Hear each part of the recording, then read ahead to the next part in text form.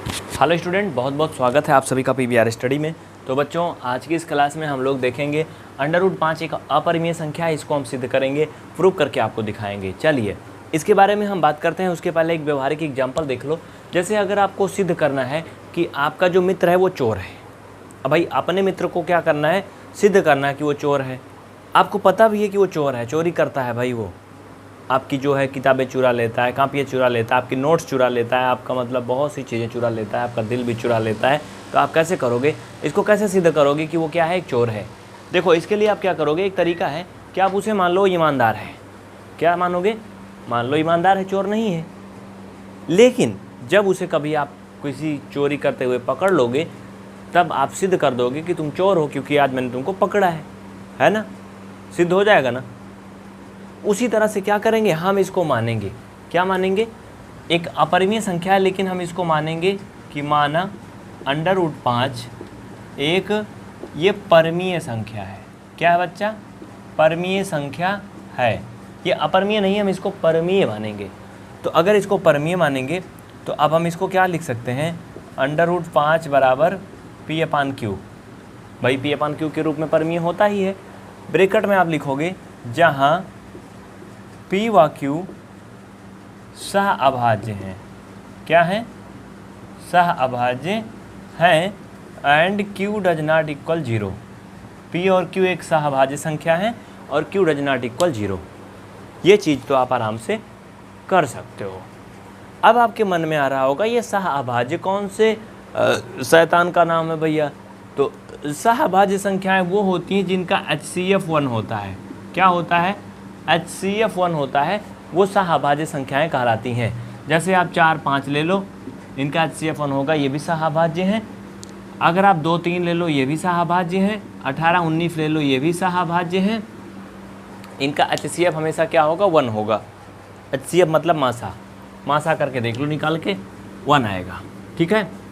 अब देखो यहाँ पे आप क्या करोगे, दोनों पक्षों का वर्ग करने पर क्या करोगे बच्चा, दोनों पक्षों का वर्ग करने पर इसको आप कर लोगे। दोनों पक्षों का वर्ग करोगे तो आपको बहुत अच्छे से पता है कि ये हो जाएगा √5 का होल स्क्वायर इक्वल ये P/Q का होल स्क्वायर। ये चीज़ तो आप कर लोगे बड़ा ही प्यार से। इसके बाद क्या करोगे फिर, लेकिन इतना करने के बाद आप ध्यान दोगे तो आपको एक चीज़ मिलेगा। वो चीज़ कौन सी है, वो बच्चा ये मिलेगा कि ये बराबर 5 हो जाएगा, चूँकि √ हट जाएगा और ये P और Q ये दोनों का अलग अलग स्क्वायर हो जाएगा। यहाँ पे थोड़ा जगह की कमी है मुझे लग रहा है, तो मैं यहाँ पे ना लिखूँ तो ज़्यादा अच्छा रहेगा ना। चलो मैं ऊपर लिखता हूँ अब, ठीक है ना बच्चा लोग। चलो देखो यहाँ पे मैं अब ऊपर करूँगा इसे, ध्यान से देखना, नहीं दिखेगा तो बता देना, मैं कैमरा घुमा दूँगा। तो ये फाइनल में 5 इक्वल आ जाएगा P का स्क्वायर अपान Q का स्क्वायर। मल्टीपल करोगे, मैं लाइन बढ़ाते ही हल कर दूंगा, कोई शॉर्टकट नहीं करूंगा। तो बच्चा आपका ये 5Q का स्क्वायर इक्वल P का स्क्वायर आ जाएगा। यहाँ से आप Q का स्क्वायर निकालोगे तो P का स्क्वायर अपान 5 आएगा। ये बात तो आपको बहुत अच्छे से समझ में आ गई, कैसे हो गया ना, उधर से आया उधर भाग हो गया। इतना सब कुछ क्लियर है, इसमें किसी को कोई भी डाउट नहीं है ना। अब यहाँ पे ध्यान दो, P का स्क्वायर जो है वो 5 से विभाज्य है, दिख रहा है ना भाई, दिख रहा है, लिखो। अतः P का स्क्वायर 5 से विभाज्य है। ध्यान देना, हमने P और Q को क्या माना है बच्चा, P और Q को हमने सहअभाज्य माना है, यानी P और Q का जो HCF है 1 होगा, यानी वो 1 से ही विभाज्य होगा, मैक्सिमम नंबर से, बाकी किसी से विभाज्य नहीं होगा। लेकिन जो होगा देखो क्या क्या हो रहा है, और नीचे लिखो इसलिए P स्क्वायर भी P से विभाज्य होगा। अब पहले इसे ऐसे समझो, उसके बाद आगे आपको मतलब पता चलेगा कि P स्क्वायर P से विभाज्य होगा। इसका मतलब क्या है, इसका मतलब ये है कि जैसे अगर मैं 5 का स्क्वायर करूं तो भाई 5 का स्क्वायर 5 से विभाज्य है कि नहीं, बताओ, है ना विभाज्य। जिस प्रकार से 5 का स्क्वायर 5 से विभाज्य है, वैसे P का स्क्वायर भी P से विभाज्य होगा। जैसे इसको देख लो, 5 का स्क्वायर का मतलब होता है 5 × 5, ये 5 से विभाज्य है, काट के देख लो 5 आएगा। हाँ, वैसे P का स्क्वायर भी क्या है बच्चा, P से विभाज्य है। इसको आप इतना लिख लो, उसके बाद फिर हम आपको आगे लेके चलते हैं। ये मैं मिटा दूंगा इधर साइड, स्क्रीनशॉट ले लो जल्दी से, उसके बाद फिर हम आगे चलते हैं। जल्दी करो, बहुत देर नहीं भाई, बहुत जल्दी करो, फास्ट। चलो, हो गए सभी के स्क्रीनशॉट ना। इतना करने के बाद हमारा एक प्रोसीजर होता है, वो क्या होता है कि हमें जो नंबर दिया गया होता है इसको एक बार फिर से किसी एक चर पद के साथ मानते हैं। जैसे अब हम मानेंगे, आप क्या मानेंगे, माना, क्या मानोगे पता है? जैसे इसको आप मान सकते हो कि p = 5, मान लो एक चर पद मैंने यम ले लिया या r ले लो, कुछ भी ले लो, c ले लो, d ले लो, लेकिन जो अभी तक माने हो p q उसमें से मत लेना। तो इसको हमने क्या किया, इसके बराबर मान लिया। अब बच्चा अगर आप इसके बराबर मान लोगे तो आप ये देखो कि यहाँ से p का मान भी आया था ना, आया था ना p का मान, देखो वहाँ से आया था कि नहीं, पहले मुझे ये बताओ। p का मान कुछ आया था वहाँ से? जब हमने शुरू किया था तो आपने देखा था हमने इसको क्या माना था, एक चीज़ जब स्टार्ट किया था हमने क्या माना था बच्चा, हमने ये माना था कि √5 बराबर p/q। भाई इसको परमीय संख्या मान के p/q के बराबर मान लिया था ना। और ये क्या बना था बच्चा, समीकरण 1 बना था। आप पीछे देखो, बना था ना, ये बना था ना। तो इसी एक समीकरण में क्या करोगे, ये p वाला मान ले जाके रख दोगे। आप यहाँ लिखोगे p का मान समीकरण 1 में रखने पर, ठीक है, p का मान समीकरण 1 में रखने पर। तो समीकरण 1 था बच्चा √5 = p/q। तो p की जगह पे 5m/q, ठीक है, इतना लिख लो। इसको स्टेप बाय स्टेप करते चलो, आपको सब कुछ क्लियर हो जाएगा, कोई टेंशन नहीं रहेगा। जल्दी से कर लो इतना। देखो ये जो हुआ तो समझे हो। इधर साइड में हम लोग क्या कर रहे हैं, हम लोग ये कर रहे हैं कि उसको एक चर पद के बराबर मान लिए 5m को, और उसके बाद में वहाँ से p का मान इसमें रख दिए। अब इसमें लिखो दोनों पक्षों का वर्ग करने पर, कोष्ठक में लिख लेना दोनों पक्षों का वर्ग करने पर, यानी स्क्वायर करने पर।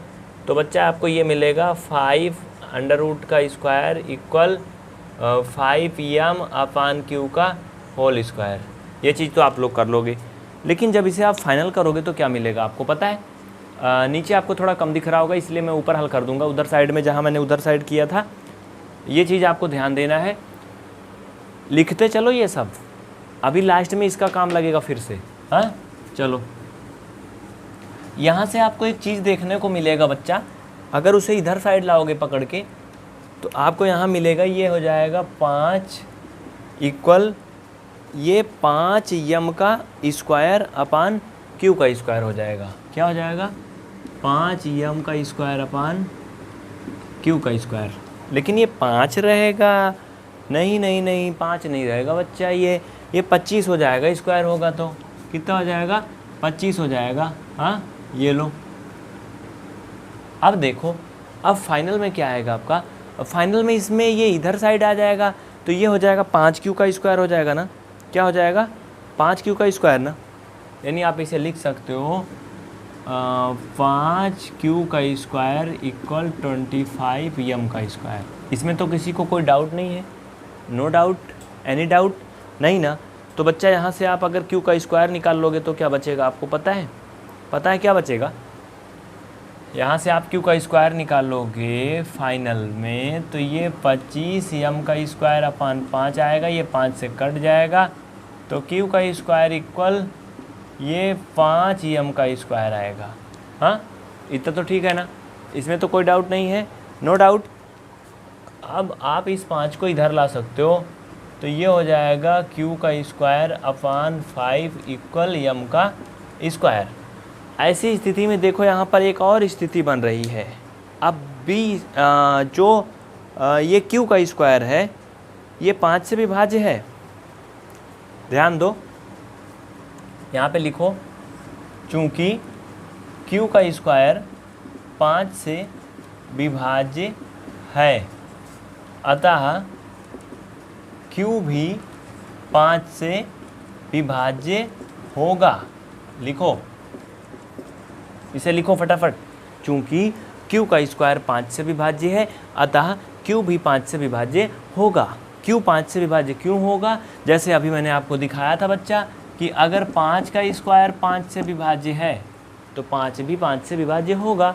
भाई सिंपल सी बात है, 5 का स्क्वायर मतलब 25, 25 5 से विभाज्य है, तो 5 भी 5 से विभाज्य होता ही है। तो वैसे ये भी क्या होगा, इस तरह से होगा। अब हमें क्या करना है, एक बात ध्यान देना है, जो मैंने आपको पढ़ाया है, हमने स्टार्टिंग में जब यहाँ माना था तो P और Q को एक सहअभाज्य संख्या माना था ना, और मैंने ये भी बताया था कि सहअभाज्य संख्याएं वो होती हैं जिनका HCF सिर्फ 1 होता है, मतलब हाईएस्ट कॉमन फैक्टर सिर्फ और सिर्फ क्या होता है, 1 होता है। यानी जो हमने माना था स्टार्टिंग में, हमारी मान्यता के अनुसार P और Q सिर्फ और सिर्फ 1 से कटने चाहिए थे, उससे अलावा और किसी भी संख्या से नहीं कटने चाहिए थे। अगर ऐसा होता तो √5 जो है एक परिमेय संख्या होती, यानी रेशनल नंबर होती। लेकिन हमारी कल्पना यहीं पे गलत हो गई, हमारी जो अवधारणा थी मैंने माना था वो गलत सिद्ध हुई, क्योंकि P भी देखो 5 से विभाज्य हुआ था, अभी पीछे मैंने लिखा था, और Q भी क्या है, 5 से विभाज्य है। अब नीचे इसमें स्पष्टीकरण आप लिखोगे, लिख लो 2 लाइन का जल्दी से स्पष्टीकरण। देखो मैंने पूरा स्पष्टीकरण लिख दिया है बच्चा, इसे आप लिख लो, स्क्रीनशॉट ले लो, वीडियो को रोक लो स्क्रीन पे टच करके और सारा छाप लो, मैं आगे से हट जाता हूँ। देखो स्पष्टीकरण में आप लास्ट में लिखोगे, हमने P व Q को या P, Q को सहअभाज्य यानी कि को प्राइम नंबर माना था, जो कि गलत सिद्ध हुआ, क्योंकि सहअभाज्य संख्याओं का HCF हमेशा सिर्फ 1 होता है।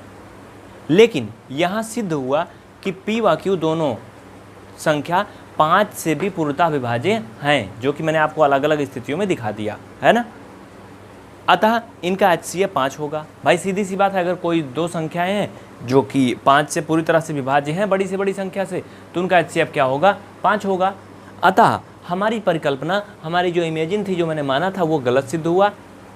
हमने माना क्या था, हमने ये माना था कि √5 एक परिमेय संख्या मैंने माना था, लेकिन हमारी वो जो मान्यता थी वो गलत सिद्ध हुई। इसलिए ये सिद्ध हुआ कि √5 एक परिमेय नहीं बल्कि अपरिमेय संख्या है। तो नोट कर लो बच्चे, आज के लिए बस इतना ही। अगर आपके मन में कोई सवाल है तो कमेंट करके बताइएगा। बहुत बहुत शुक्रिया आप सभी को। PVR स्टडी के चैनल नंबर 3 पर ये वीडियो आपको सुबह कक्षा 10 वाला 8 बजे हर रोज़ मिल जाता है, लाइव भी चलती है, आप ज़रूर देख सकते हैं। और हाँ, अगर आप इस वीडियो को फेसबुक पे डेमो के रूप में देख रहे हैं तो PVR स्टडी के पेज को जरूर फॉलो करें, हमें इंस्टाग्राम पे फॉलो करें, देखो लिंक दी गई होगी डिस्क्रिप्शन में, और ट्विटर पे भी फॉलो करें, और फेसबुक पे और यूट्यूब पे सारी कंप्लीट क्लास उपलब्ध है। मिलते हैं फिर नेक्स्ट क्लास में। 5 सेकंड के लिए ऊपर आपको नंबर दिख रहा है सबसे ऊपर टॉप पर। अगर आप हमारा प्रीमियम कोर्स लेना चाहते हैं फीस पेमेंट करके, तो नंबर पे संपर्क करें, अन्यथा आप यूट्यूब पे हमें सब्सक्राइब करके पढ़ते रहें। सबसे ऊपर देखो स्क्रीनशॉट ले लो, नंबर आपको दिख रहा है।